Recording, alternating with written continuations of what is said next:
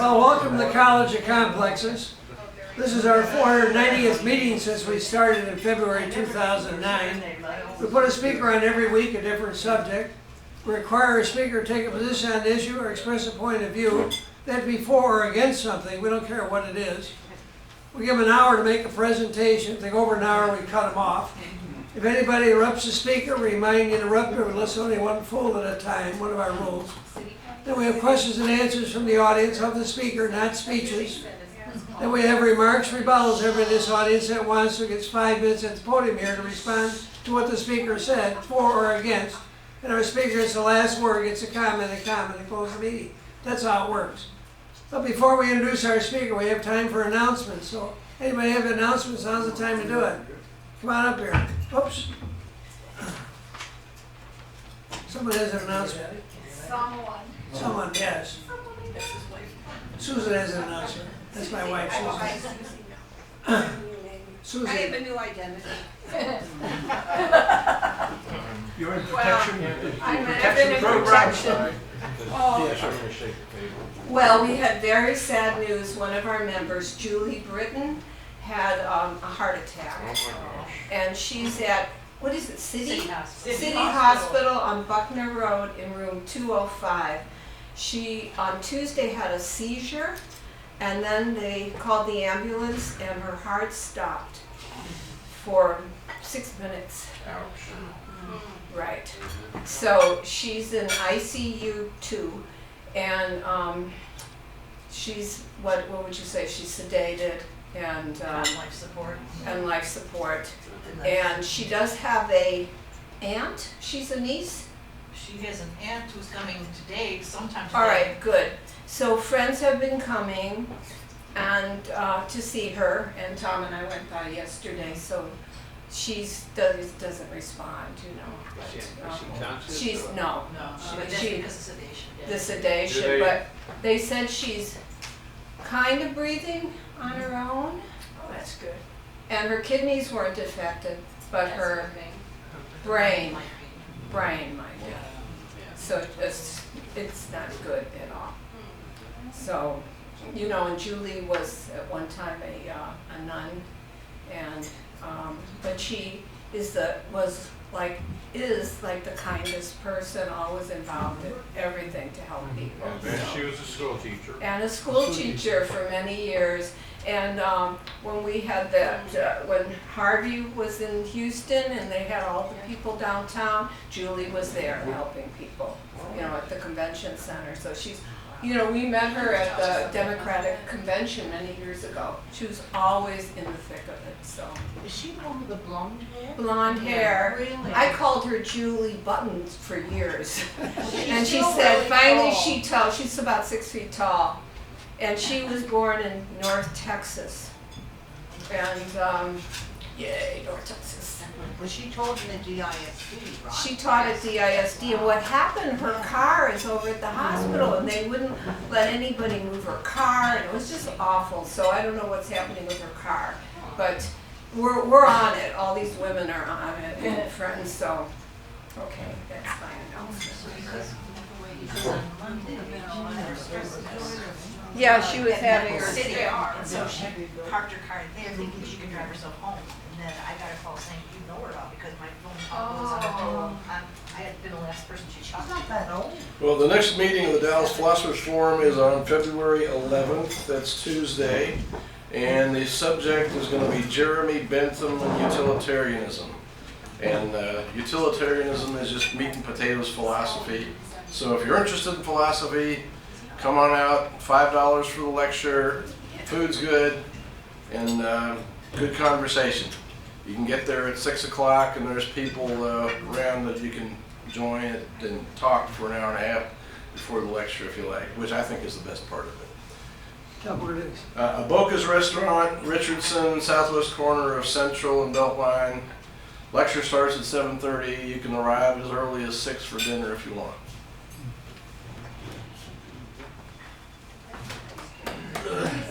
Any other announcements? Now's the time for announcements. Get it out of your system. Yeah, any other announcements? No, all right. Okay, our speaker next week is Jan Lee, she's going to talk about the power of belief. It's on your itinerary. I'm not going to read all this.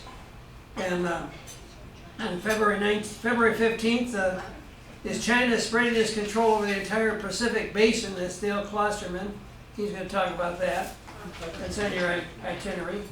And on February 22nd, on the importance of creativity, Abe Garcia, he's a creative director at DS. He's going to discuss, that's on your itinerary also. I'm not going to read all this. But tonight we are blessed with Richard D. Easton. He's going to talk about on the history, threats, and future outlook of GPS. He is an MLS, University of Chicago, co-author of GPS Declassified, From Smart Bombs to Smartphones. He will discuss the development of GPS global positioning systems that are a tremendous aid to navigation, both as to passenger and transport air and ships, world transport, and individual navigation to get wherever we are going. He will also discuss threats to GPS and conclude on his view of the future outlook for GPS systems. He will bring books for those who wish to purchase the same. So anyway, without further ado, please give a very, very warm welcome to Richard D. Eaton.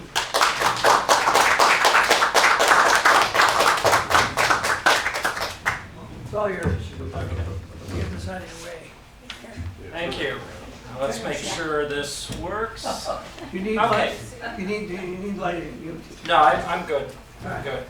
Okay, so we're going to be talking about the global positioning system, its origins, and our book examines the development of it from its secret Cold War origins to its emergence as a worldwide consumer industry and vital public utility.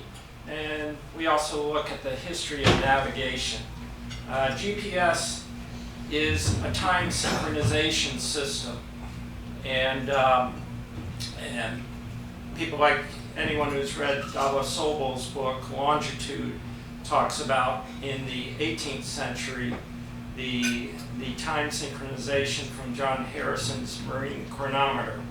So, and frankly, once you start researching a topic like this, you find many errors which get repeated endlessly. And let's face it, today journalists are under pressure, so if they write an article on GPS, they're likely to look up whatever previous errors have been published about GPS. And also we wanted to raise awareness of the non-military reliance on GPS, and as the topic of the talk suggests, things like spoofing and jamming are becoming increasing problems, and I'm going to talk about a possible solution to that. So, major takeaways: space tracking led directly to GPS. Early people used ground stations to track satellites, and they thought, gee, we can invert the problem. We can use satellites to give positions of receivers. GPS is the most important navigational advance since John Harrison, who I just mentioned, invented the marine chronometer around 1761. And GPS is a PNT system, positioning, navigation, and timing. It's now critical to commerce and daily civilian life, and it's a vital public utility worldwide, and yet I don't think people are aware of how important it is to our economy. 4 years ago, when my co-author and I spoke at Air Force Space Command, General John Hyten, four-star general at that point, commander of Air Force Space Command, wanted us to emphasize the importance of GPS to civilian use, because TUSOPS, which reported to him, controls GPS, and he was worried that people in the chain of command did not realize its importance to civilians. So we'll get the answers of this throughout the talk, but a few questions about GPS, things I've heard prominent journalists say. One, DARPA invented GPS. Two, this one is very common. Reagan declassified GPS for civilian use in 1983. If you look up Google, this will probably be stated. Three, global synchronized time was an unexpected consequence of GPS. So I talked about GPS as a PNT system, positioning, navigation, and timing. And I'm going to be talking later about the value of GPS. Timing is extremely important. Was it anticipated by the people who formulated GPS? Fourth, the US government alters GPS signals during terrorist alerts. When we were at Air Force Space Command, we gave talks, and one airman was insistent that the US would alter the GPS signal depending on where the satellites were as they revolved around the Earth. The last one is the number of users today threatens to overwhelm GPS capacity. So GPS was invented by the military, and it revolutionized warfighting tactics. The first Gulf War, the left hook that the US did, Saddam Hussein was not anticipating that because he thought his own troops would get lost in the desert. They didn't realize with GPS, it was no problem for the coalition forces.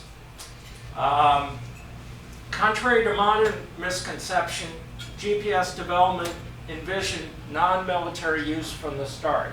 So I've given the answer to one, and later on in the presentation, I'll show a slide which talks about a 1974 study by the military when they were developing GPS. Talks about a signal in the clear for both civilian and military use.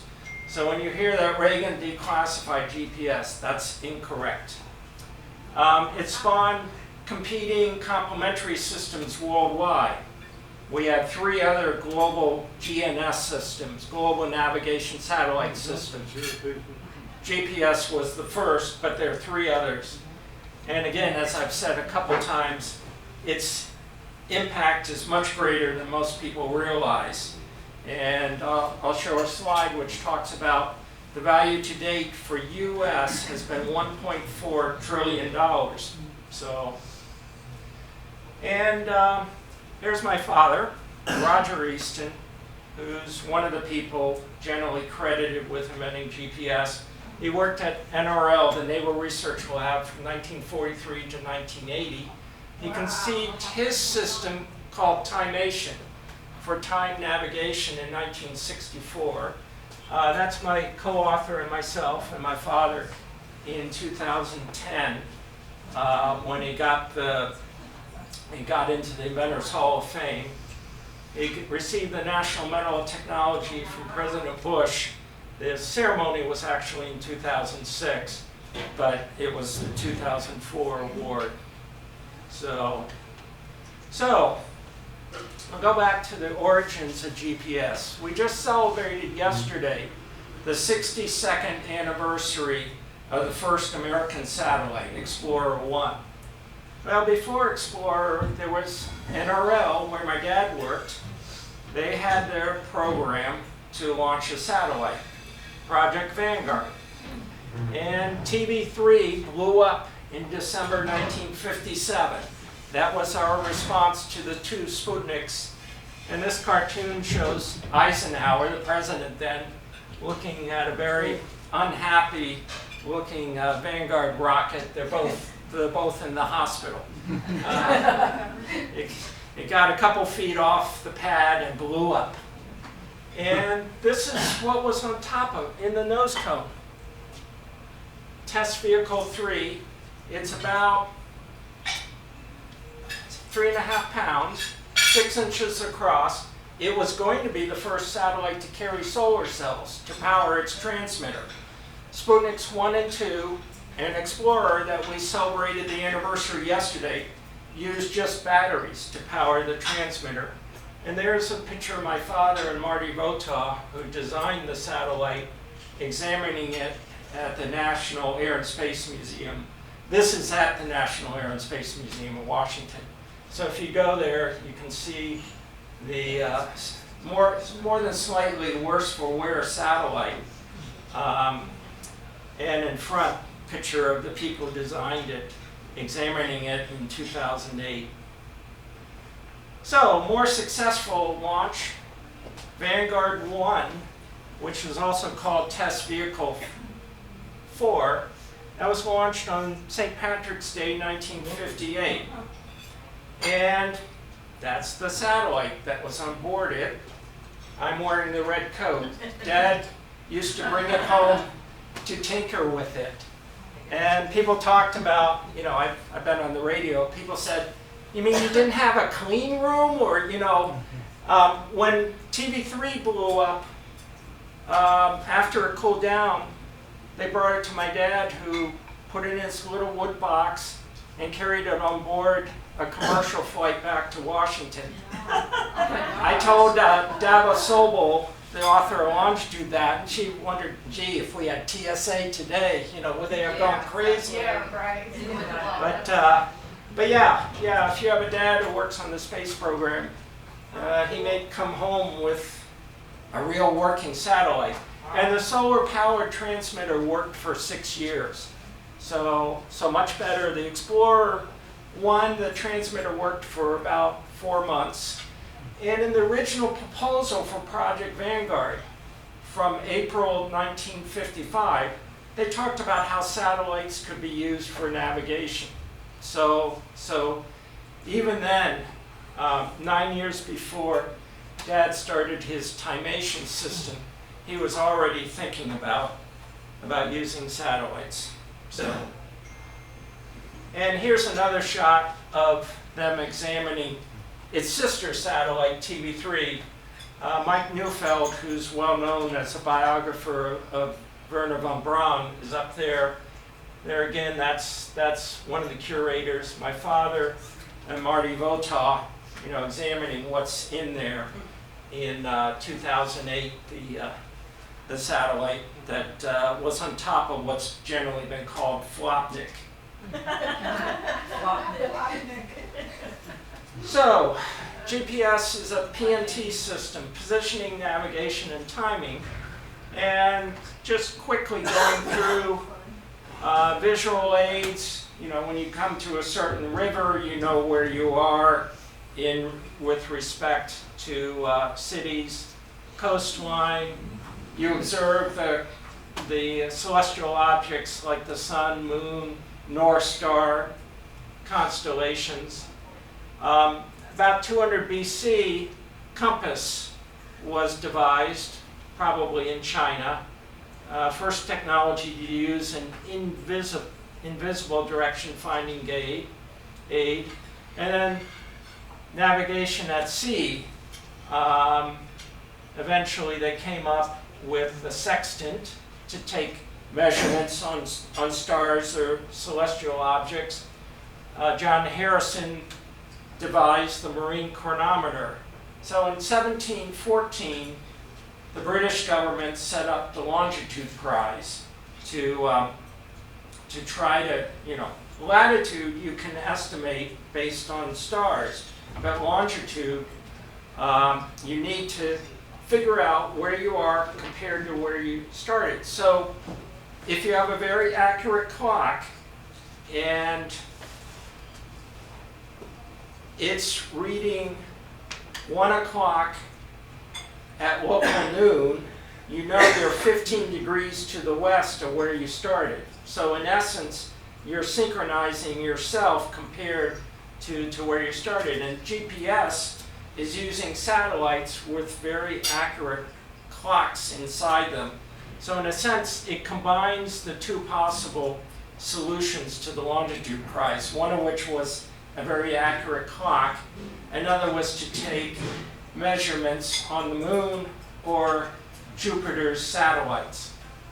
So, and then we have high frequency electromagnetic waves you see from the radio up to the gamma ray. So, a century ago, a lot of people know who Ernest Shackleton is. He was leading an expedition that was hoped would go across the Antarctica. But his ship got crushed in the ice, and they made their way in whale boats to Elephant Island. But Elephant Island was rarely visited by any whaler. So he took the best of his 3 whale boats, the James Caird, and went from Elephant Island to South Georgia. And as they were getting close to South Georgia, his navigator told him he couldn't be sure of their position within 10 miles.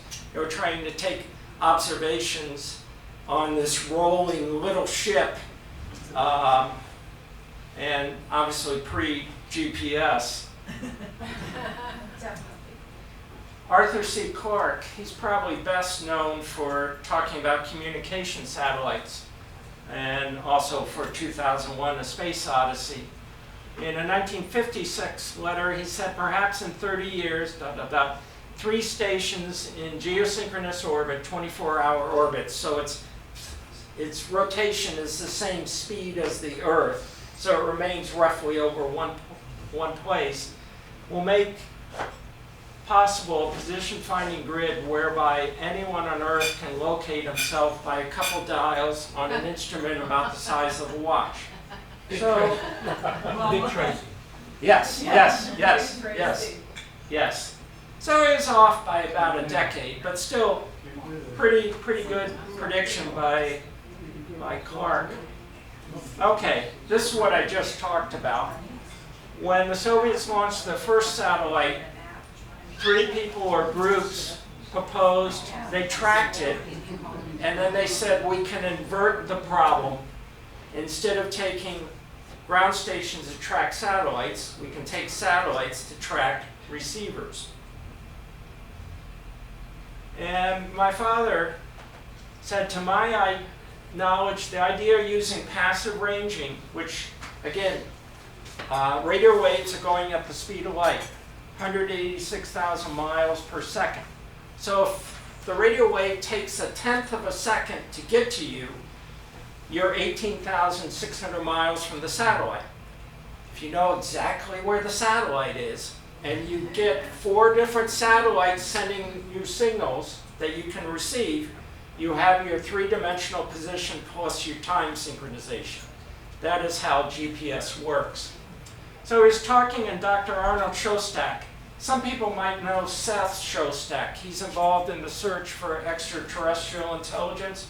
Well, his father worked at the Office of Naval Research. And Dr. Shostak was explaining how the hydrogen maser worked. Hydrogen maser is a very accurate atomic clock, first designed in 1960. So this is 4 years later, how it worked and obtained its fantastic timekeeping ability. At that time, I remarked that this device appeared to make passive ranging feasible. Again, passive ranging, if you know how long the signal is taken to get to you, you know how far you are from the satellite, and again, 4 satellites in sight will give you your 3-dimensional position. He agreed, and I spent a week working on the idea.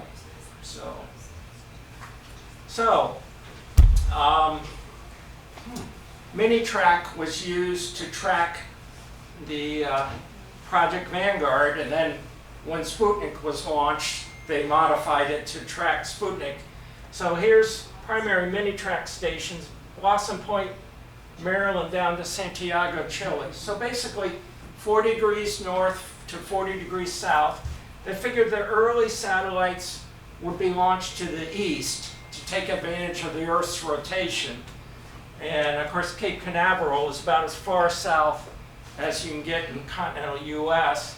And where the Soviets launched their rockets in Kazakhstan is about as far south in the Soviet Union as you can get. Tracking station at Blossom Point, Maryland. And here's my father taking mini-track data.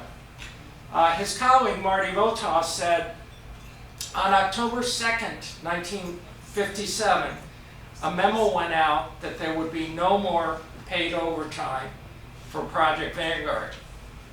And 2 days later, Sputnik was launched, and no one ever mentioned the memo again. It was suddenly full steam ahead. And my father called Marty that evening and said, the Soviets have launched a satellite. And Marty said, good, proves it can be done. And he said, no, you don't understand, we gotta track it. Can I finish dinner first? And he said, yes, but come right down. And they took 3 days to modify Mini-Track so it could track Sputnik. So, space surveillance from basically California to Georgia, it had transmitters, whereas Mini-Track only had receivers. Dad figured out that a Soviet spy satellite will be quiet most of the time.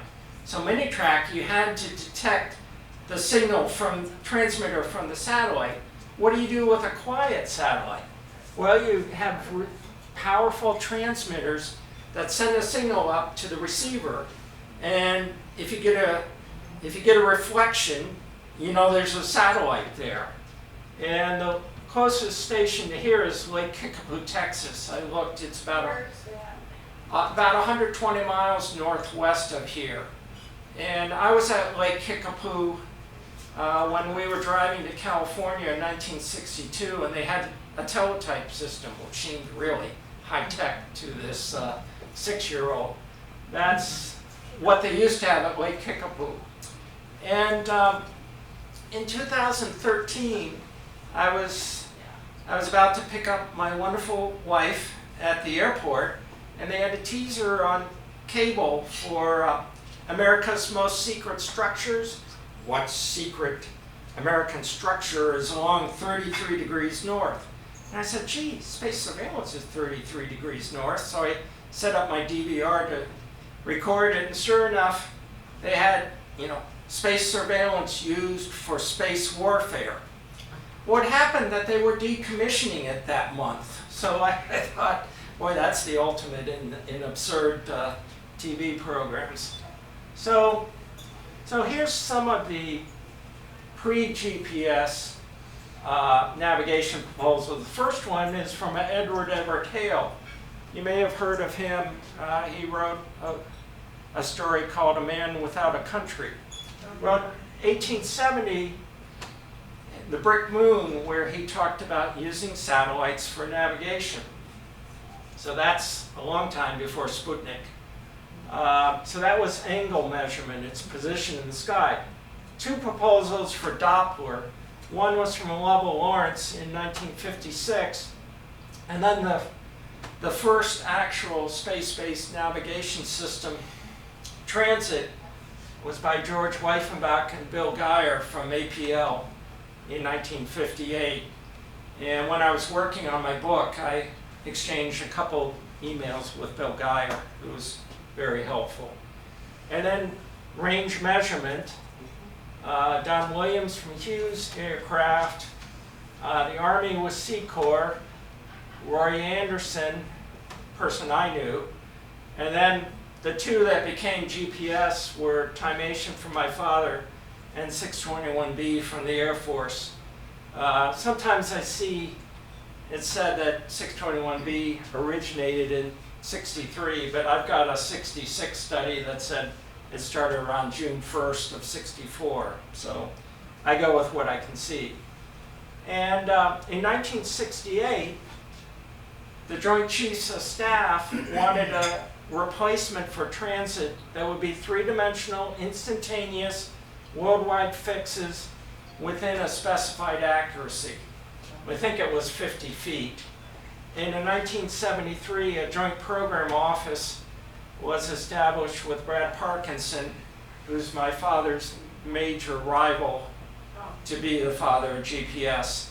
And the Army and the Air Force have been fighting ever since. I'm sorry, the Air Force and the Navy.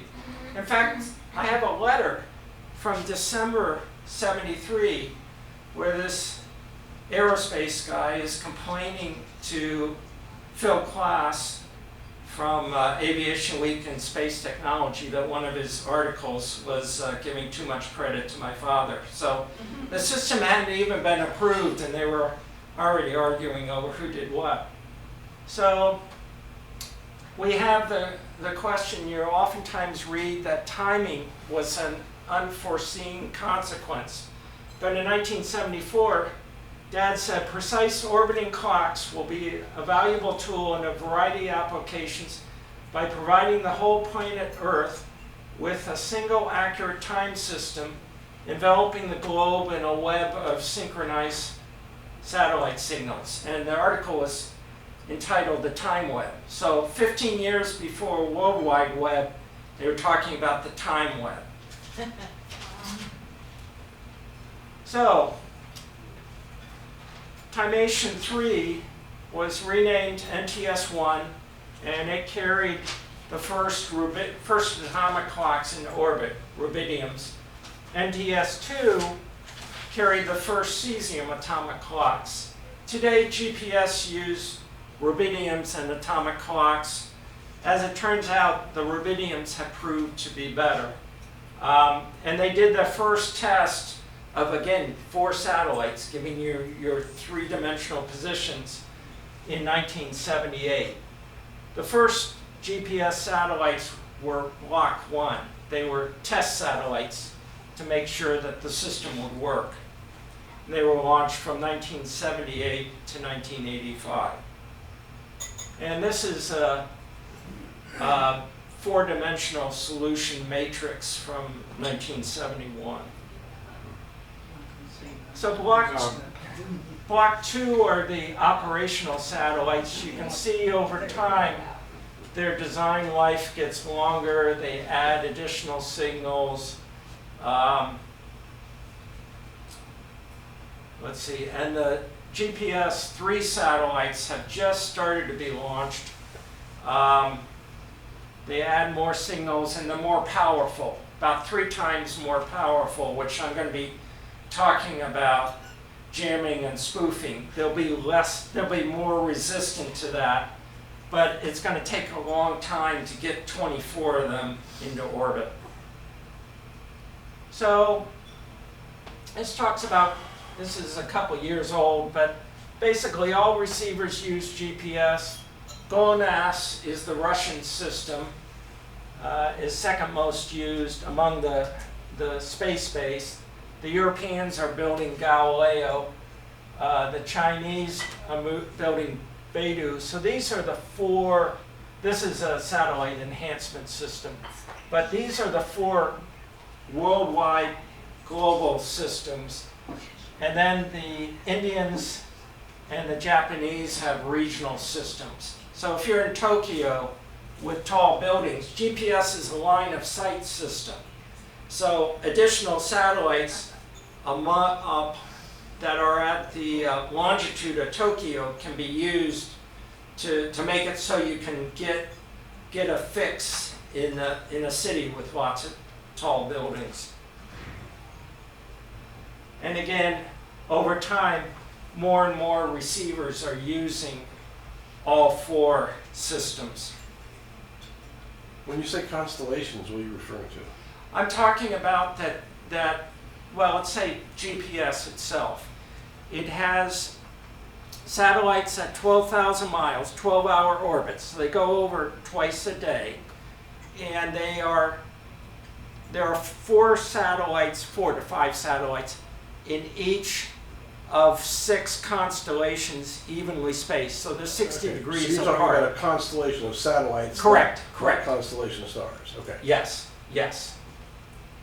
And this talks about, again, I made a reference earlier that you frequently hear that Reagan declassified GPS. Now, this is actually on our website from July '74. The P signal is the precision military user, and the clear acquisition signal will serve as an aid to the acquisition of the P signal and will also provide a navigation signal in the clear to both the military and civilian user.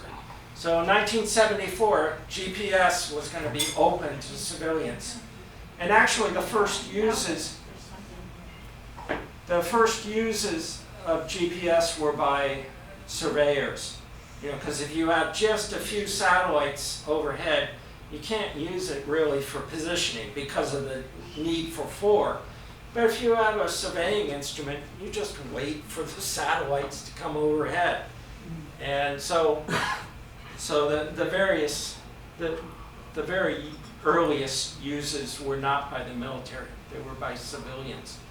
And this is the micrometer 1982, 160 pounds, used in pairs. They cost $250,000 each.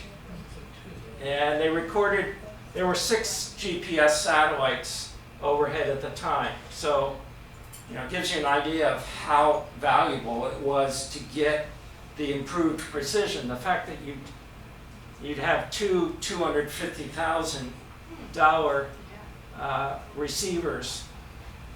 So the Korean airliner is shot down on September 1st, 1983, and Larry Speake said the president has determined that the U.S. is prepared to make available to civilian aircraft GPS when it becomes operational in 1988. That was, in a sense, repeating what was already government policy. But obviously, if GPS had been working, the Korean airliner would not have gone hundreds of miles off course and been shot down by a Soviet pilot. Okay, the Challenger blows up. When they started the space shuttle in the 1970s, Congress, in its infinite wisdom to try to justify the space shuttle, said all government satellites are going to be launched from the space shuttle. And the operational satellites, Block 2, were supposed to be launched from the shuttle, which was very stupid. Shuttle gets you up to about 200 miles, so you need another rocket to boost you up to 12,000 miles. But when it blew up, the Air Force had to work on the Delta II, which already in existence, but develop it, and it carried the GPS-2 satellites from '89 to 2009. So it's estimated that the grounding of the shuttle set back GPS implementation by about 2 years. Okay, I talked a little bit about the Persian Gulf War. Iraq invades Kuwait, and at that point we had 24 satellites in the GPS constellation. We really need 14. We really need 24 for worldwide three-dimensional coverage. In October we launched the 15th, and November we launched the 16th. So they had to make adjustments. They had problems with one of the satellites. The solar cells weren't working perfectly, so they had to make sure it was properly configured to get power. And they also worked when they knew something delicate was happening in the Middle East to try to maximize the number of satellites in that part of the world. So we have precision-guided munitions, which were actually pretty rare in the first Gulf War. Its main improvement was bombers who had GPS devices on them and dumb bombs. If the bomber knows exactly where it is when it drops the bombs, a dumb bomb is going to be smarter. But these were two of the GPS-guided munitions that we used in the first Gulf War. And we went to war with civilian receivers. They only had about 842 military, and about 4,500 civilian. So a lot of soldiers, their parents would send them a GPS receiver or a Garmin, and selective availability was a government program to decrease the accuracy of GPS civilian signal. So they turned that off because They didn't have many military receivers. Atomic clock time was used to sync the initial helicopter attack on 2 targets within 20 seconds. And coordinates were used for dropping glow stick at the launch point for missiles. They improved search and rescue, helped to avoid fratricide, and like I said, better navigation to launch points improved the effectiveness of conventional weapons.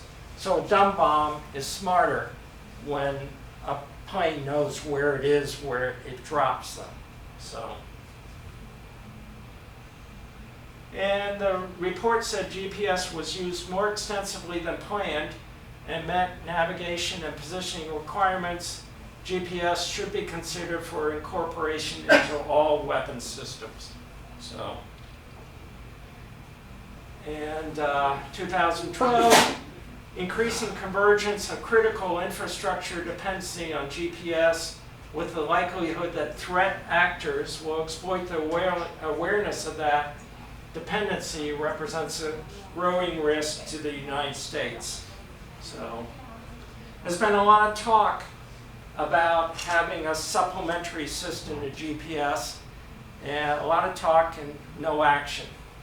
That probably sounds familiar.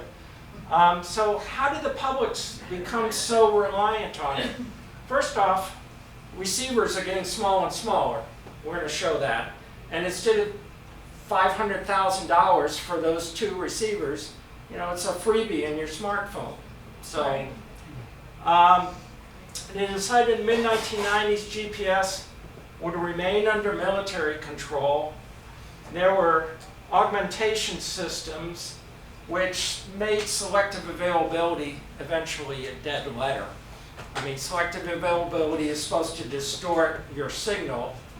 I remember going with my father in Vermont and New Hampshire circa 1991, and he had his handheld Garmin. He was getting the positions of covered bridges, which he was restoring, and he'd always swear at selective availability, making the positioning less accurate. But when you have these ground stations that tell you how far off GPS signal is, why have selective availability? So integration with consumer electronics, I talked about that. Need to locate wireless 911 emergency calls. In the late 90s, that became a significant issue. And we're going to talk about benefit of the timing signals across multiple industries. So here's the early, it's on a track, you can't carry it, and then the man packs, and then this TI 4100, again, this is before KAL-7 is shot down. It's already being used by civilians. And then you see it gets smaller and smaller to the point where, today it's in your smartphone for free. So, and we all remember, the suction cups with the GPS and the whole problem with those Garmins and whatever being stolen. They told you, take it off.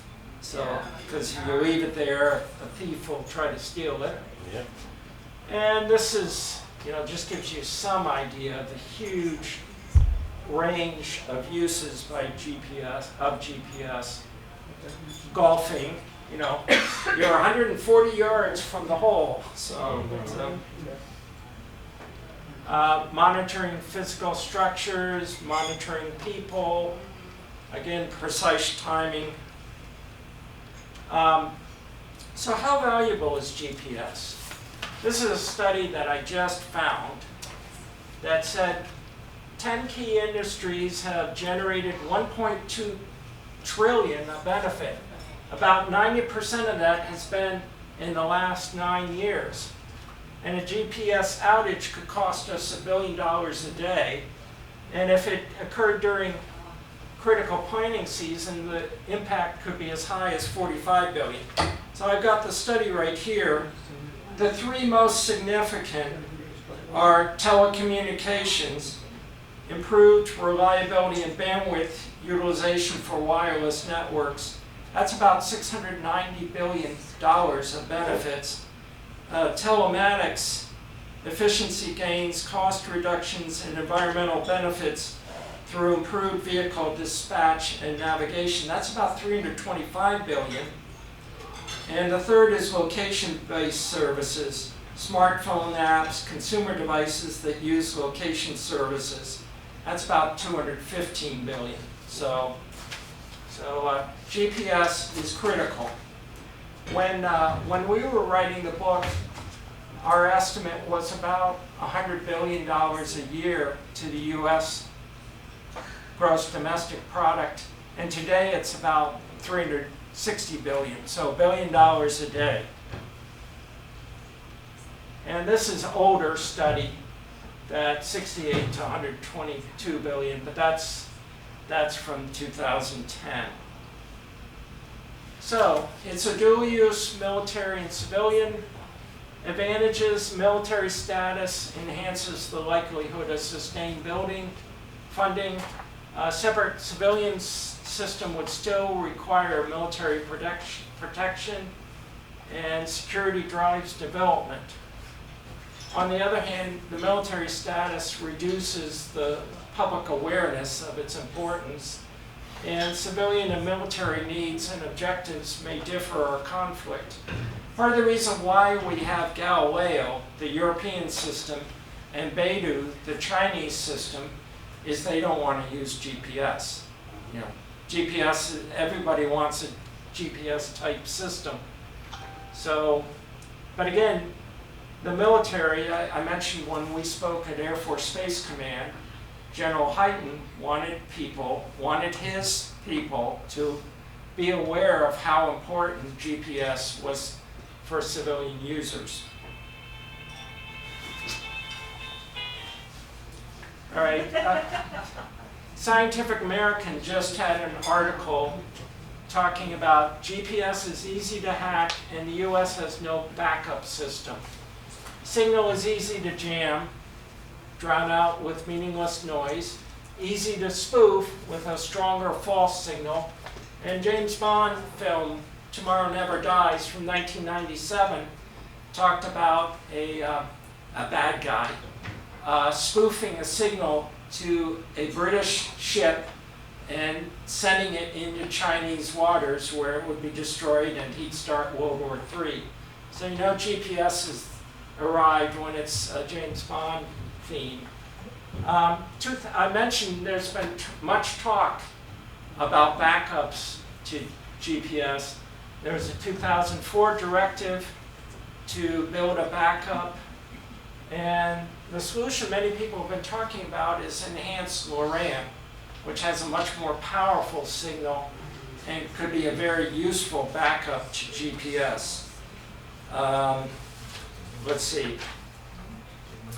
This is from the article. It says, an E-Loran system would render jamming and spoofing almost irrelevant by delivering a low-frequency radio signal that is much more powerful than GPS's ultra-high frequency signal, and hence is almost impossible to override.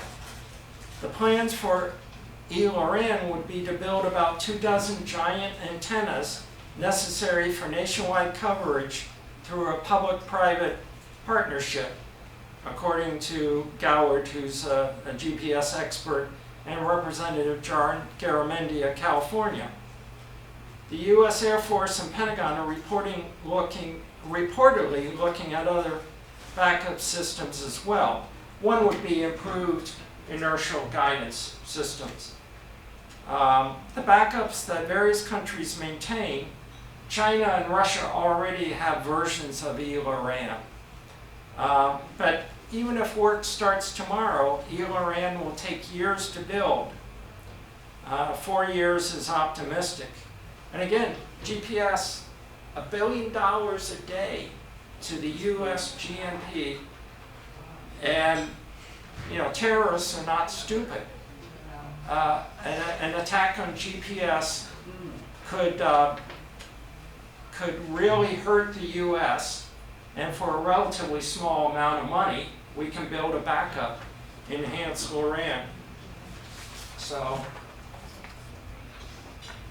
and again, a few things about, it's been already implemented in China, Russia, and parts of Western Europe. It builds on Loran C. We turned off Loran C in 2009, which I didn't think was a smart decision. And another, DARPA is working on improved inertial navigation system. So again, these systems don't have to conflict. You know, there are some things, GPS is three-dimensional, E-Loran is more two-dimensional, but again, if the terrorists spoof a signal, I prefer to know my latitude and longitude and depend on my altimeter or something momentarily for my altitude than to have the GPS signal disappear.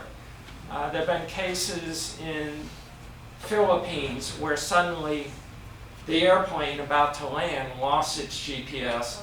There's been discussion about where Putin is, that GPS is jammed around there, that ships in the Black Sea have suddenly lost GPS.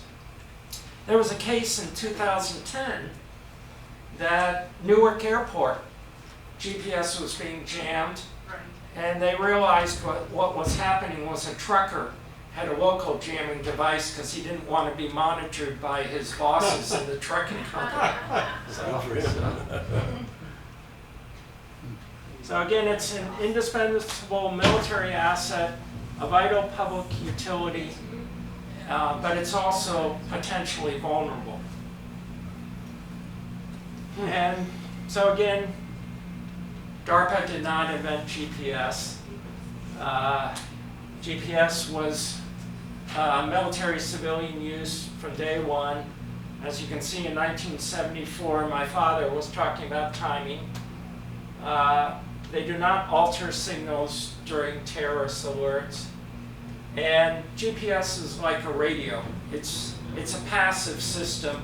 There was discussion talking about Roy Anderson in 1964. He was talking about an active system, which would be good for tracking airplanes. You know, when the Malaysian airliner disappeared, if you'd had an active system, you could have known exactly where it is. And one of the worst tweets ever was from somebody at Malaysian Airlines that tweeted, "Don't know where you want to go?" And people said, having had your plane disappear, that's maybe not the best thing to bring up. So at any rate, questions?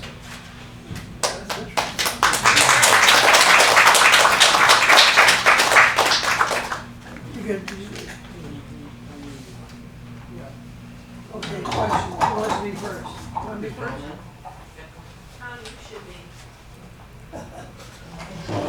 I was traveling near a military facility. A bunch of black helicopters flew over, and I went to talk to the owner of the filling station there. And he related that he'd had some special units of the military show up and start examining his fluorescent bulbs. They finally identified one, and he's like, "Well, what's going on here?" And the highest ranking officer said, "Well, you're about ready to have airplanes landing in your filling station here because you're interfering with the beacon from the airstrip over the Okay. Now, what frequency are the airport beacons? Is that any relation to GPS? That would be like a supplemental system, and I confess I don't know what the frequency is, but it's an augmentation system, wide area WAS, that in the 1990s they were using for particularly tricky landings to, you know, if you're going to Colorado Springs or someplace, Aspen, someplace in the mountains, where also weather conditions could be an issue, that the augmentation systems would make GPS more accurate and also be a backup system in case something happened. But I confess I don't know the frequencies. I have a good friend who owns a yacht, a 45-foot island packet down in the Houston area, and he keeps inviting me to go out sailing with him. And I keep telling him, as soon as you learn how to use a compass and a sextant, I will go. And he keeps raging back at me, no, but I've got these $1,000 GPS systems. Now, what would you do? The Pride of Canterbury was a ferry boat going from Calais to Dover with GPS system that was working. And it hit a World War I wreck because they had it at the wrong magnification to tell them about the wreck. So I mean, it's like GPS systems. You know, I'm using them, and I know that they underestimate the difficulty of making left turns or going across major roads. And I will take the longer way that gives me right turns, that doesn't risk my life to be there. You know, people talk about racing their GPS time. Well, it says it'll be 15 minutes. Let's see if I can get there in 14 minutes. I prefer to get there in 18 minutes and have an easier drive. Thank you. Yeah. Richard, you made reference to the memo that came out about overtime in your Yes. Father's Day Republic, and then all of a sudden American Might and people and whatever monies went into forging ahead there. And yet there seems to be a backward trend to the government, the military, whatever, in wanting to forge ahead so that the United States would have the best and most protected GPS system. Do you think that that has also something to do with the prevalence of the government assigning a lot of their responsibilities off to the private sector in this country, and they're waiting for them to pick up the slack here, which I personally think is a wrong move, because it should be run by governments, not private. Well, I mean, you have SpaceX, That's which the government, the original proposal for the space shuttle was that it would be very much reusable. They could launch space shuttles every week. And the shuttle was an example of a bunch of bad compromises along the way. SpaceX has certainly shown, I mean, I'm a space buff, and I've been on a number of programs. There's a program called the Space Show that I remember in 2015, space experts saying, SpaceX isn't going to be able to do that. They decided halfway through building the Falcon 9 that they'd try to use it for reusability, and it's not going to work. And a couple months later, by golly, they landed the first stage, and I don't know, I think they're more than 40 successful landings. So that's an example of where a private company certainly has shown an ability to innovate on a very specific thing. If you're talking about privatizing prisons or something like that, obviously there it gets more problematic. And on the other hand, I moved here from Chicago, so I've seen the downsides of a corrupt local government. So I'm afraid I'm not going to be able to give a simple answer. But there is a problem, certainly, with military officers leaving the armed services and going right to consultants. I mean, one of the best people for building the cesium atomic clocks was Bob Kern, who was a friend of my dad. He built the first cesium atomic clock in orbit in 1977 on NTS-2. And his firm in Danvers, Mass. had about 80 people. so he didn't need ex-Air Force officers to come work for him.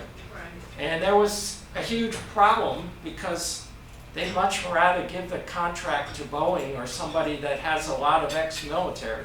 So there certainly is conflict of interest there, where a small contractor might do a better job than a massive one, but there's an institutional, SpaceX, had to sue the Air Force to be allowed to compete with Boeing or some of the other large contractors. And again, SpaceX is a lot cheaper, but they're run a much tighter ship than Boeing, and probably less positions for ex-military people. So there is a problem with government contracting where these people are looking for, to make a lot of money after they leave government, and they may not pick the best contractor. Well, how much raw intelligence did SpaceX get even from what the government had even done up to that point? Well, certainly. Access to that, whether it be employees leaving and going there, or just being able to access the information to give them the foundation from which they built a better widget, whatever. Certainly, I'm as a Navy brat, I don't have an institutional bias against the government.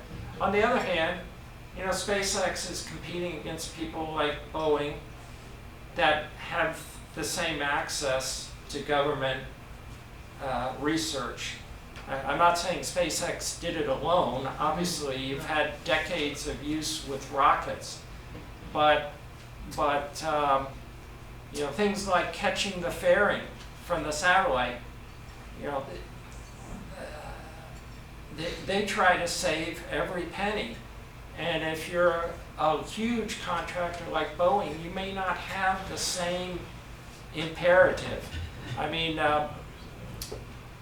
My father and I appeared on the space show in September 2008, the day that SpaceX had their 4th attempt with the Falcon 1 to reach orbit. And if that one had not been successful, SpaceX was out of money and they were gone. So as it turned out, it was successful. But there is something to be said for a smaller, more entrepreneurial company. So government bloat affects contractors. People have said one of the worst things the government does is do a cost plus contract, because the more money the company spends, the more profit they get, as opposed to a fixed cost contract, which gives them an incentive to do it as efficiently as possible. Do they get grants from the government at all? Well, certainly the COTS program gave them money to send uncrewed missions to space. So indirect. The government is a customer of theirs, and I'm not saying it's a pure, SpaceX came and started at ground zero. Obviously, they were taking advantage of decades of government research. But I think the smaller contractor frequently can do a better job. So. And in Russia and China, are they government owned? For the most part. In fact, Bob Zimmerman, who has a website called Behind the Black and has written extensively on the space program, he talks about how both Russia and China have stepped back to more everything run for the government, and he thinks long term that's, certainly Russia has had huge problems. They're building, their original rocket launching was out of Kazakhstan. That's where Sputnik 1, that's where Gagarin went into space. And they want to have something on their own territory. So they're building something near Vladivostok. And huge corruption, years late. So the government-run system is not necessarily efficient either.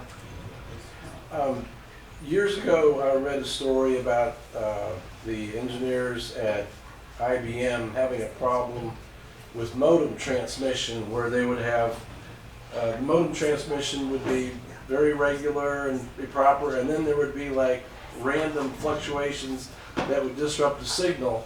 And what they did was they developed some equations based on chaos theory and figured out exactly when those disruptions were going to happen and were able to cancel them out.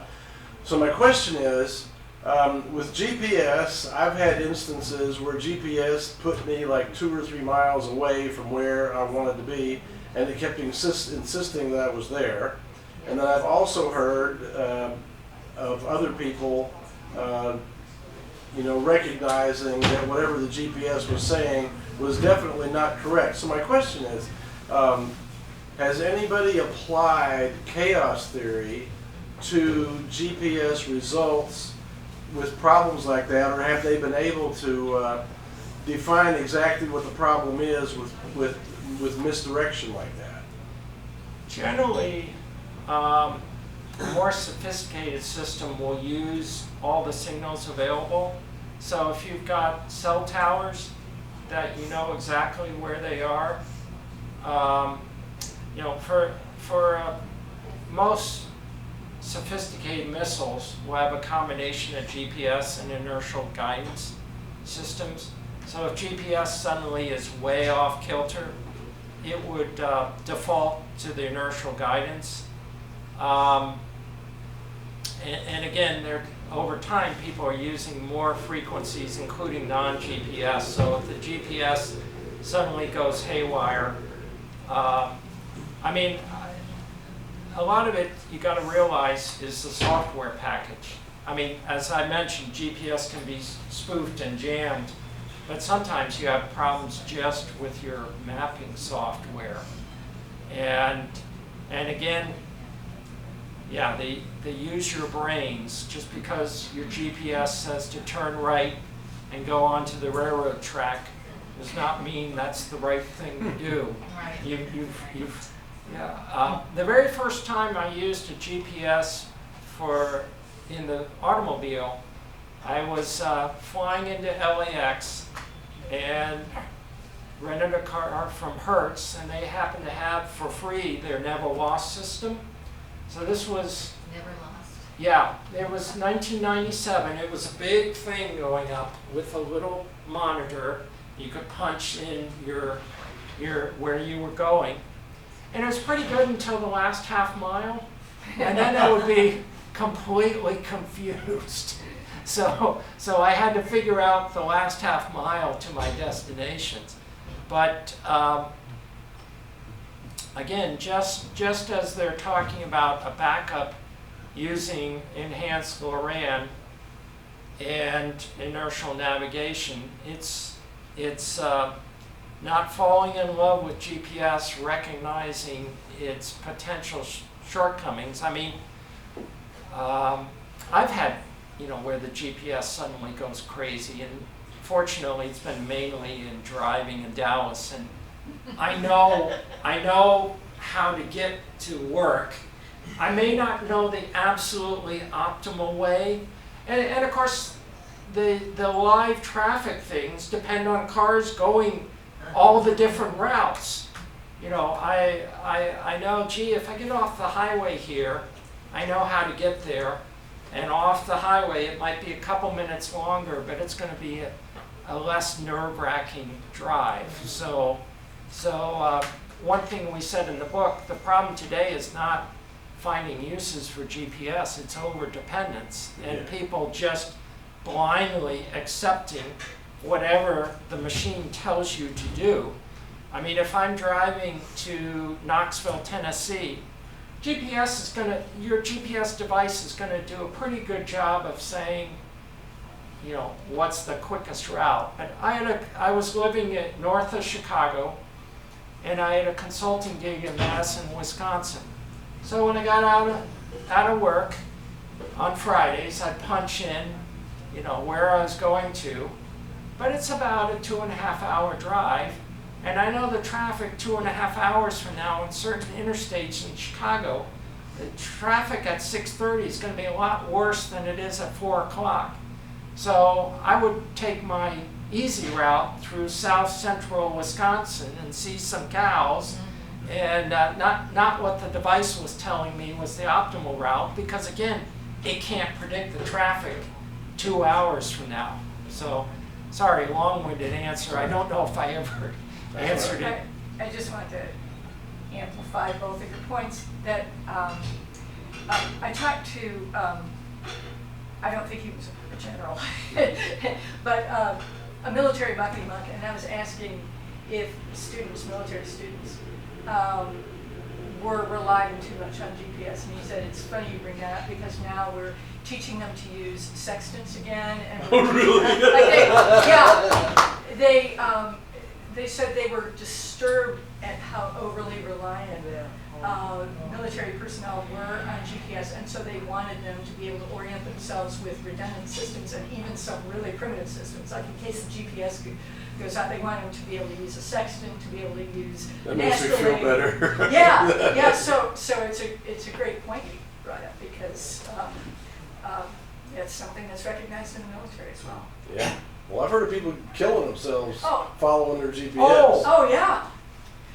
In fact, I joked to my father-in-law, you know, once, I'm waiting for some imbecile to like drive off a cliff because they're looking at their GPS. Do you ever worry Somebody's about probably already done it. it? Well, 2 days later, the story That's was what you in the get. paper. You know, Yeah. so it's, So that brings up the chaos theory thing. Yeah. Is that maybe there's an explanation there for these anomalies in the GPS? Well, and in 2009, this couple had just gotten a GPS receiver, and they were going to visit relatives. This was in Oregon, and the GPS mapping did not recognize that what it interpreted as the fastest route included going through logging roads that are impassable during winter. So they got stuck, and were worried if they would survive. But fortunately, you know, people had reported that they were late in arriving, and friends of theirs bought the same GPS device, punched in, and found them. You know, so again, the fact that this is a wonderful road in July does not mean it's a good road to go on to in December. I was talking with a friend traveling on the phone, and he was asking me something about the highways up in Oklahoma, and I'm like, you know, it really sounds like you're on a toll road. Just about then he got pulled over. He was able, some lady officer was real nice to him, and he was able to work out the fact. He was able to pay on his way out of the toll road and get headed the right direction. But I thought that was real interesting that the GPS didn't recognize toll roads from regular roads. You can on most devices. You can say avoid toll roads. Now it's a matter of recognizing your software. I mean, you know, the Pride of Canterbury cracked up because they were using the wrong magnification, and there is a real temptation to say because it's worked before, it's going to work this time. Again, some healthy skepticism is a good thing. I'm hearing that you were speaking about the Air Force Space Command. Yes. I have heard that the Naval Space Command is actually more extensive than the Air Force. Do you have anything you can talk about that's not classified on that? I don't have any classifications. So, McNamara around 1961 decided that the Air Force would have the lead in space. So that's part of the reason why they headed the GPS Joint Program Office starting in 1973.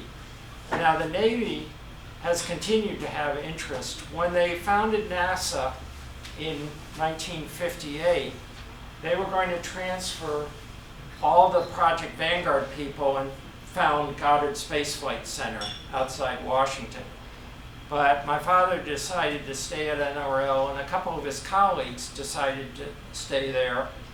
And they developed the first ELINT satellite, electronic, that would measure, evaluate Soviet radars. It was called GRAB in 1960. And one of the people that worked on GRAB, Pete Wilhelm, he's the person who designed all 4 Timation satellites. And he had a short career at NRL. He started there in 1959 and retired in 2014. So I like to tease him, he was just starting to get good. But the Naval Space Center, he headed. And I would say definitely it's not as large as the Air Force, just because they've had such institutional power. And of course the question is for the Space Force, you know, are they going to again try to centralize? I mean, one of the problems is that, you know, what the space entity might think is the best is not necessarily what the users think is the best solution. So there are arguments for not centralizing everything, but I'm pretty sure the Air Force space entity, even before Space Force, was bigger than the Navy. Yeah, is there a problem with orbiting space debris or solar flares and so on? Solar flares are, the GPS, space debris is a problem. It's not a significant problem for GPS in that the satellites are at 12,000 miles. A lot of the debris is under 1,000 miles. Now, you make an excellent point though. They had what they called the Carrington event, a big solar flare in 1859 that messed up the telegraph of its day. And a bad solar flare, we're not sure what its effect would be on GPS. It could overwhelm some of the satellites and render their atomic clocks ineffective. One of the things the Pentagon's tried to do is be faster. General Hyten thought that the Air Force was far too inflexible, and currently they're using 31 GPS satellites, and they have 5 or 6 inactive ones, older ones that they could call back.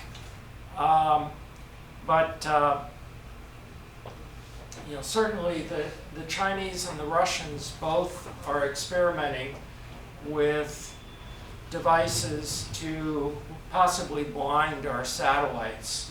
So there's been talk about the military getting an ability to launch satellites much more rapidly. But another Carrington type of event could cause a significant deterioration to GPS. And again, that's another argument for Loran or other backup systems. Yep. So, second question. I know there's been a sort of a push to get a much more accurate GPS system. Is that where Loran comes in? Loran is more backup. Now the GPS-3 satellites will be about 3 times as accurate. I believe they have 2 up there now, and you really need to have close to the whole constellation of 24. I mean, we're currently at 31, but 24 at the GPS-3. And of course, another problem for the military is that procurement is so slow. We talked about the first Gulf War. They went to war with most of their receivers being civilian. And the old saying, if you try try to prevent corruption, sometimes that leads to your system being very inflexible. So the GPS 3 will be more precise, but it's going to be a while before it's really useful. Is there some form of a guaranteed accuracy with it? Or is it more of a guidance, like a near In guarantee or general, for civilians, it should be accurate within 2 meters.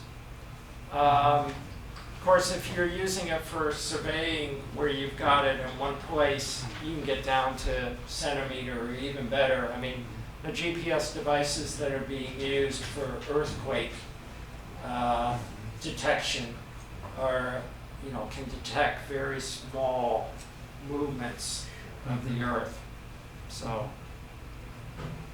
I have heard that in our nuclear arsenal, we have nukes, small nukes with EMP collars that would create an EMP pulse. If we've got it, very likely our enemies have got that as well. How vulnerable is the whole GPS system to an EMP event? I would say probably our power transmission is the greater at the greater danger from EMP. Do you have any ideas on grid hardening? Do you have anything to say on that? I'm a lay person there, but we certainly should be working on having backups for the major transformers. For a couple $2 billion, it could save millions of lives if there's an EMP attack. I think the experts have it at $11 billion up to perhaps a ceiling of $30 billion is the price tag for getting everything hardened. Does that sound about right to you? Haven't studied it closely enough to know, but I know it's something that worries me. So now one of the arguments against, I didn't go into the details of the different systems, but 621B was going to have regional constellations with 1 satellite in geo and 3 or 4 satellites in high inclined orbits all in the same area. And one of the many reasons why they rejected that was a single atomic bomb in orbit could wipe out a 621B constellation. So I think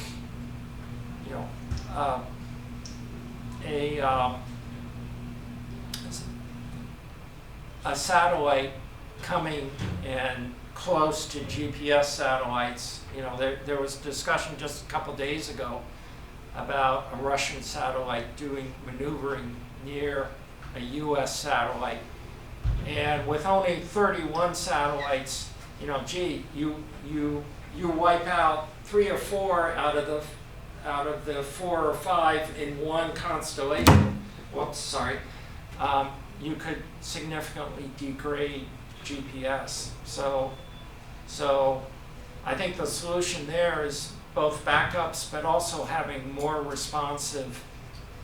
There's been talk about having simpler GPS satellites. Today, they all include nuclear detection devices.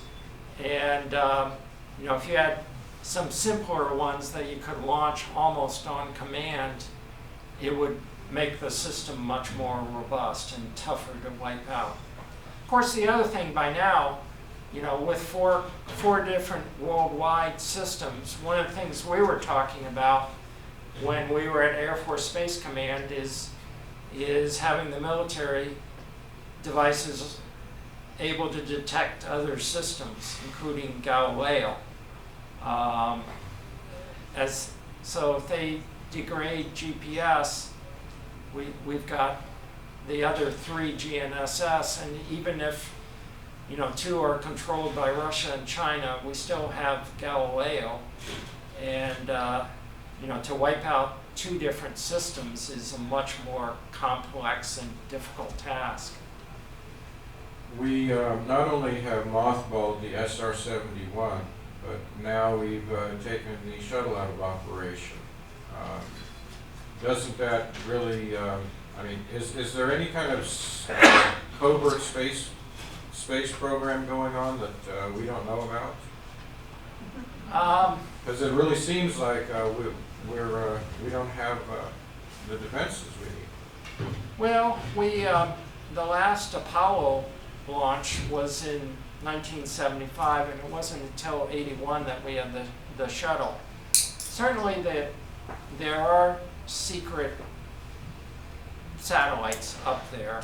There are satellites for situational awareness that are at really high orbits that would be more difficult for an enemy to wipe out.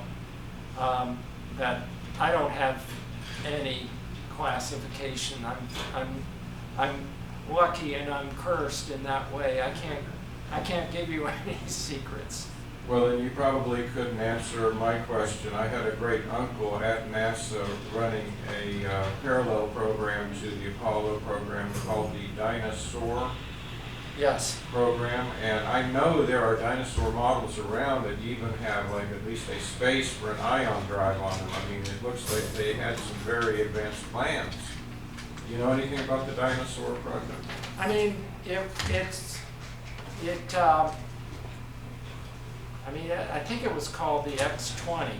You know, you had the X-15, and McNamara, I think, 63, 64 canceled it. Some people think it would have had some aspect. I mean, talk about secret government planes. You have the X-37. Right, but see, they canceled the dinosaur project right when they got a working model. Does that make any sense at all? It's the government. I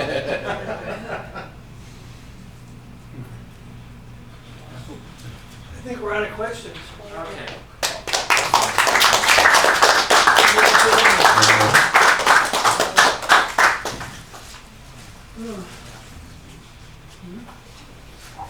Now it's your turn to talk, so who wants to be first? I'm gonna be. You got- babbled up further. After all. You got 5 minutes. It's all yours. Oops.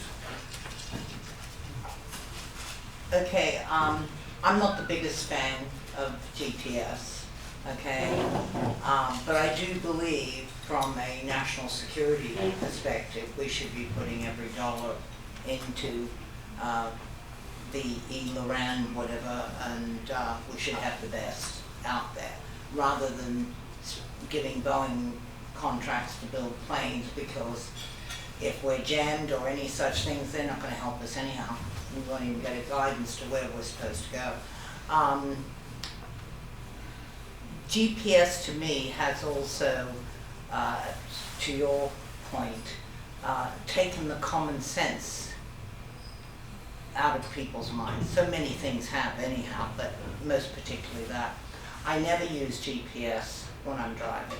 I look at a map, or I ask someone for directions to their place, which is also kind of horrifying because most people can't even tell you the exit number that you're supposed to get off the highway.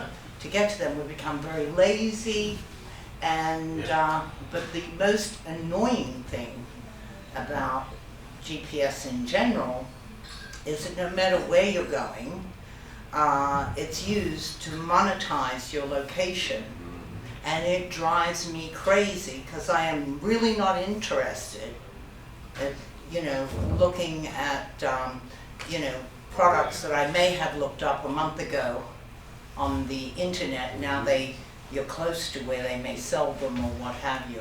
So I really consider that a major violation of my privacy and an invasion of my space, and likewise, even with the phones that I can see the point in being able to locate someone that's lost, okay, although somehow without all of these devices, before people were found, Yeah, right. and, and I resent the fact, it's great that we can find people that, were climbing and got lost and somehow they were trapped, Well, quite frankly, I don't have any empathy for those people because they shouldn't be bloody up there climbing to begin with and not being with someone or telling someone where they were going in the first bloody place. And we have to spend a fortune to go find them anyhow, regardless of device locator or what have you. So the other thing too is that anyone has the ability to track someone else's, which is maybe good for parents to understand where their kids are. But, and I'm sure it's a boon for divorce lawyers, because people can track their husbands. And there's just something. What about the wives? The what? The what? You said track their husbands. What about That's the what I'm wives? saying, a boon for, The wives? who says it's the wife that has to go look what hubby's doing, okay? I mean, we women have our free spirits too. But the point is that I really consider all the benefits, and there are some benefits. I think that there's a major invasion of your privacy, and even if you turn your GPS off, It's still on. it's still on because those bloody ads still keep on popping up regardless. Okay, so I really don't like it from all of those reasons. And I really think that the government, though, should really get a handle on it and whatever applications are there. But I also I'm an mechanical kind of girl. So I don't think that things like electrical grids and all of that should even be on GPS, okay?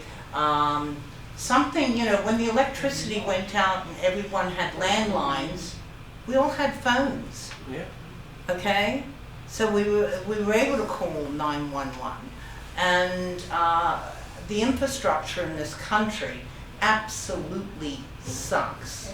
It is the equivalent of a third world country, which is horrifying, okay? And all of that has gone to the wayside in deference to free enterprise running out there and exploring their big business needs with little care whatsoever as to all the other things that are being ignored, except they're exploiting the things that are already worn out anyhow in their search of, the big dollar. Amazon would be one of the prime examples, okay, of that. They're getting their product out there, he's paying no taxes, but our roads, our planes, everything, pollution, the environment's getting screwed up with all the cardboard boxes and packaging and stuff like that. So, I'm absolutely, I think your talk, by the way, I should have prefaced it with this, was very well done and very intuitive. I apologize for not getting that. And I also apologize for the phone ring at the back of the room, because someone who gave me their word that the volume was turned all the way down, apparently did not follow through with the task. So, I'm responsible for everything that happens in the but I world. will tell you, he relies heavily on GPS to get him from A to B because, he has a memory like a sieve. But, that said and done, I'll still keep him regardless. As long as he knows how to get home, that's the most important thing, I guess. But he does love the Golf GPS, so we can, he's a big fan of all of that. But, and if we don't have a backup system, it really doesn't matter, as you say, how many satellites are in the sky. I couldn't agree with you more, but I really also think that, the military and the government and national security needs to take hold of this process and focus on what the overall benefit will be to protect us as a country, and then we can hopefully clean up the other mess therein. And having a patch, a Space Force patch that replicates a Star Trek patch ain't gonna get us there anytime real soon. Okay? Thanks very much.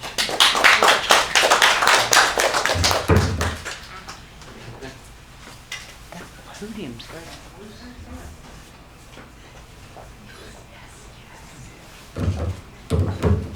Well, I want to echo most of the concerns that Loran had, because I have them too. You know, over the years, I've come to the conclusion, and I doubt that anybody in this room would disagree, is that there, in the ways of dividing people, like there's two classes of people. One is just like normal folks that want to go about doing their job no matter what they do, whether it be working every day or if you're retired or whatever it is, and you just want to go about your business. And then there are the people who want to be in control of everything. And that group tends to attract psychopaths, sociopaths, and other such people who have this intense desire for power and to control things. I really appreciate the presentation. I think it was an excellent presentation. And I think GPS is a very useful thing. I use it regularly. But I agree with Lorraine's concerns about it. And I don't want to be tracked all the time.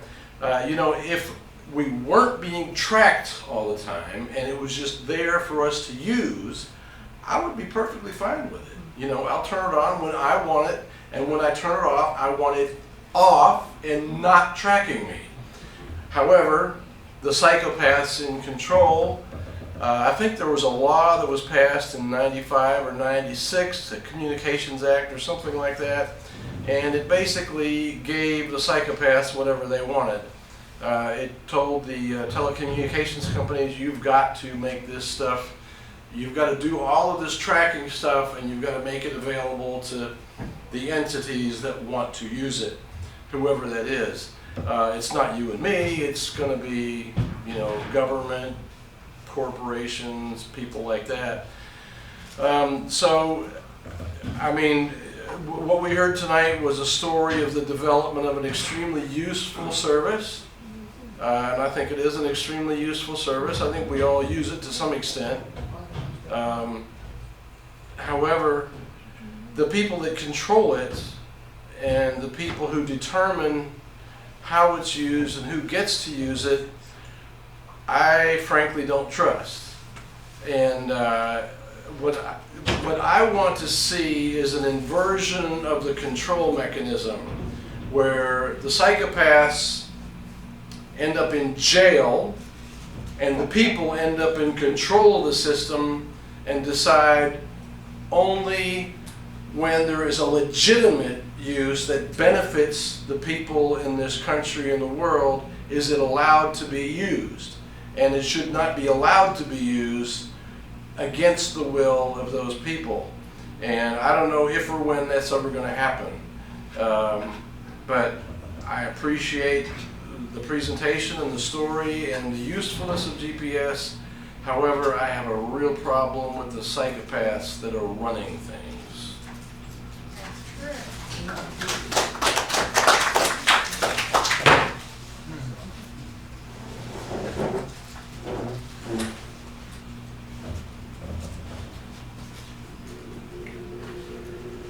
Some years ago, Neil Donald Walsh, the author of Conversations with God, spoke here in Dallas to a crowd of about 700 people over at Unity.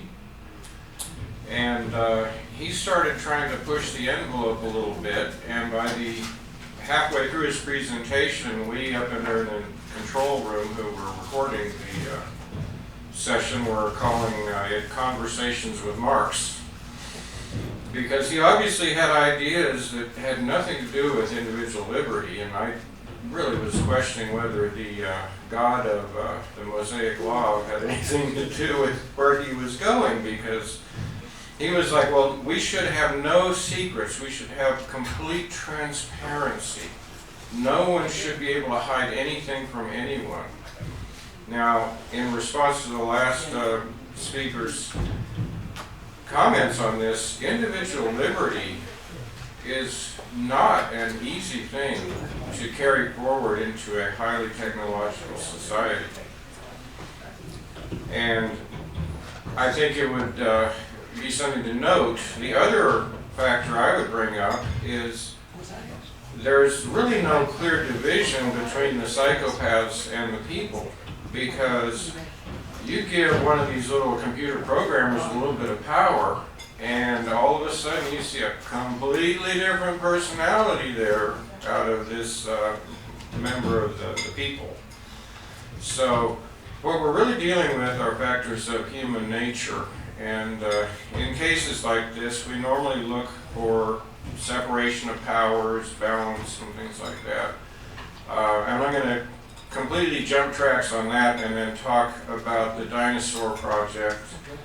As I understand, the original dinosaur model was able to be launched from the belly of a B-52, of course rocket powered. And you really wouldn't see the program. I mean, that could happen. I mean, if you saw a B-52 up at altitude and it fired off something, you just presume it was a missile, I would think. So,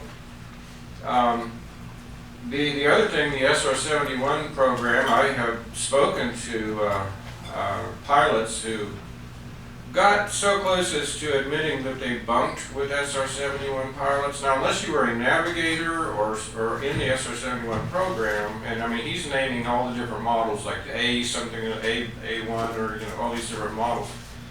You wouldn't even be there unless you were in that program, unless you were flying them yourself.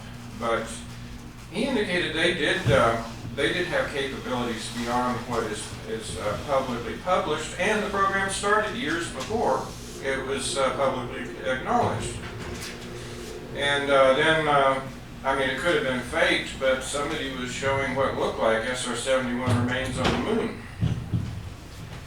That, of course, would have been a one-way flight. But I don't know how space ready those things were, but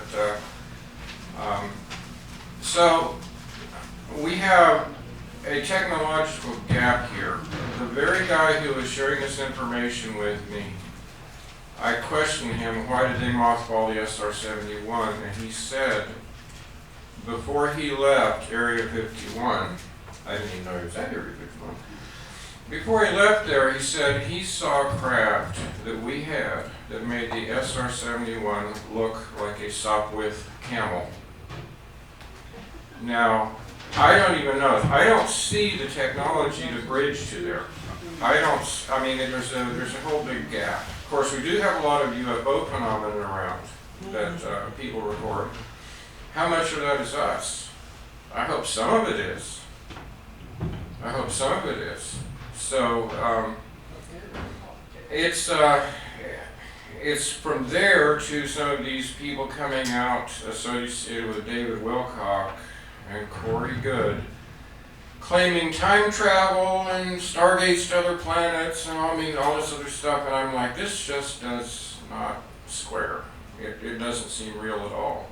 So what you're bringing to us here is a pretty like tied down version of what's going on without any real woo-woo here. I mean, you're not going outside of the boundaries, and so I'm just saying I don't really know. I don't really know what our capabilities are. The same guy who was talking to me about SR-71 had a device that was producing over Unity that I was around some of him and his friends when he was developing this thing. Some nice suits from the government came and picked it up, and I told him if he ever did anything more with it, he would spend the rest of his days in jail for reasons of national security. So, at the very least, there are some agencies of this government which have some very interesting things sitting on the shelf. Yeah.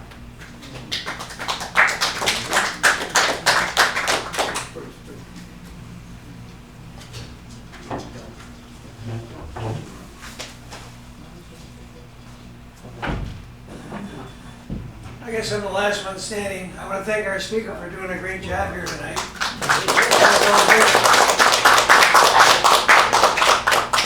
I was in the Navy years ago, and I was a navigator. I was quartermaster, and we had to know how to use a sextant. We had to know how to use a root starfighter. We had to use all these different things, celestial navigation, and that was a backup for Loran navigation, which was Loran, which stands for Long Range Radio Navigation. And we used to use a lot of Loran navigation out at sea.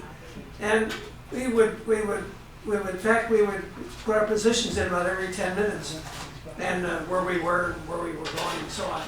And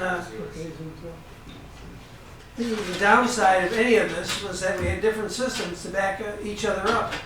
And if the Loran went out on us, which it did occasionally, you get into a heavy storm or a hurricane or something, and all of a sudden you don't have any power, you're in trouble. So you've got a celestial navigation or whatever.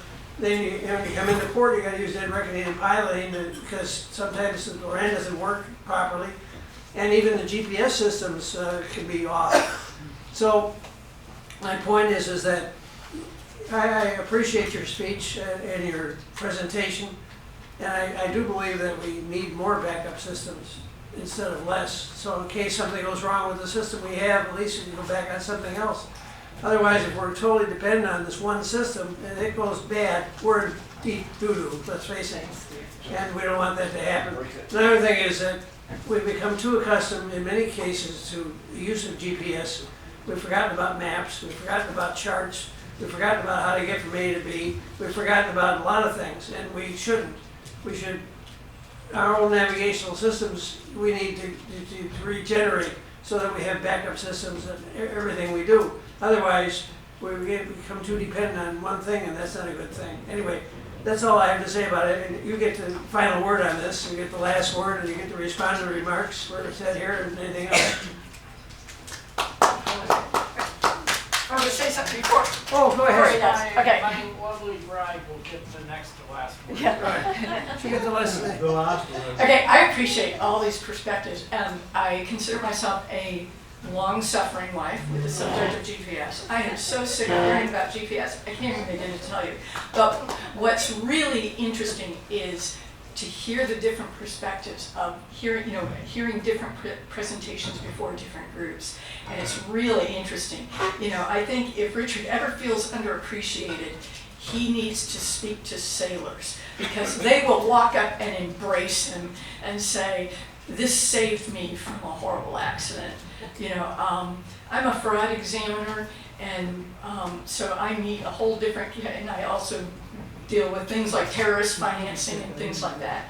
And from my perspective, GPS is the greatest thing ever because it's helped me find terror networks I never would have found elsewhere, and to find links between organizations. Wow. And so, even though I have a foot in both camps, I think, let's turn the thing off and learn to read a map again. I have that perspective, and I also feel like, it's saved so many people. Human trafficking, I know a lot of people that have been involved in human trafficking and stuff like that. So we have to have a foot. But what's interesting about this group is that you're talking about individual liberty and how it's imposing on you and how you don't need to be marketed to and monetized all the time, and that's true too. So it's all true, and we just have to find a balance.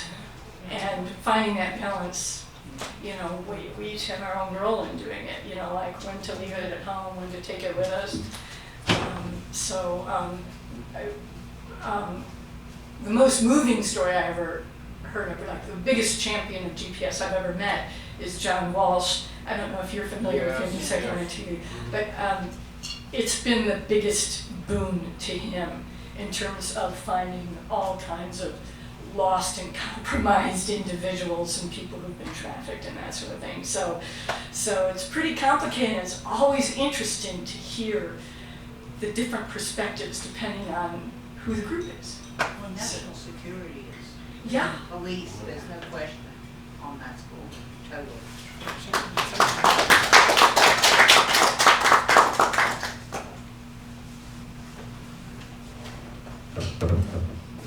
We started chapter 5 of the book with a quote which I think is somewhat pertinent to some of these, but also by Arthur C. Clarke. It's any sufficiently advanced technology is indistinguishable from magic. So one point that I probably did not emphasize enough is people think of GPS as many things. The GPS that is actually run by the government is does not track you. It has 31 satellites that are sending signals. It's your receiver that tracks you. And in the case of getting tons of ads, you know, whatever smartphone you have, I mean, if you are extremely averse from tracking, and I've got to say I'm towards that end. I mean, I recognize that things like the iPhone, which don't seem to quite have the number of ads that the Google-based phones have, nonetheless, they found that Apple has tracked you for a lot of reasons that they don't really need to. And I tend to turn off the direction, you know, from as many apps as I can get away with. I don't get as many ads as my wife does. Some of it may be because I'm a terrible shopper and she's a better customer than I am. But it may also be the difference between I've got an iPhone, which by no means is perfect, but it seems to have less ads than the Google-based phones. So certainly a simple PNT only system like, you know, our Garmin will not lead to the type of tracking that a smartphone is. You know, the good thing about a smartphone is it's lots of different things all in one package, and with that comes all sorts of retailers who are anxious to market to you and are gonna, if you've got anything related to an app for them, they're going to barrage you with ads. So if you want to use GPS without that, you know, get an old single-use Garmin or something like that, and perhaps not a smartphone from whatever vintage. I think iPhones are a little better, but they ain't perfect. I certainly wouldn't trust Apple to have my best interests at heart.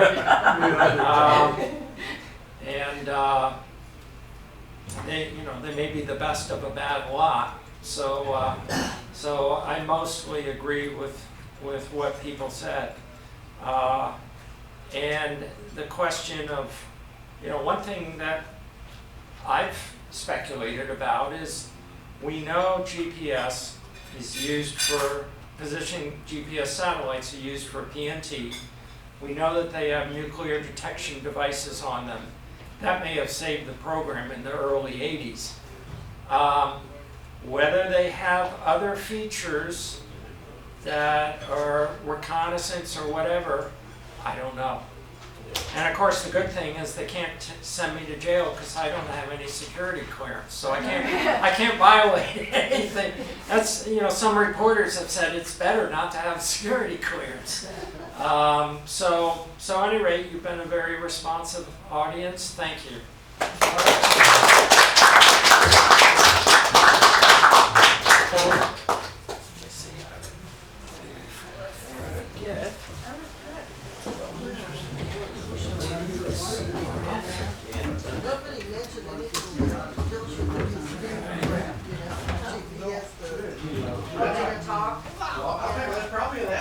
Well, that's it for tonight. They kick us out of here at 10:30. Our speaker's still here if you want to talk to him.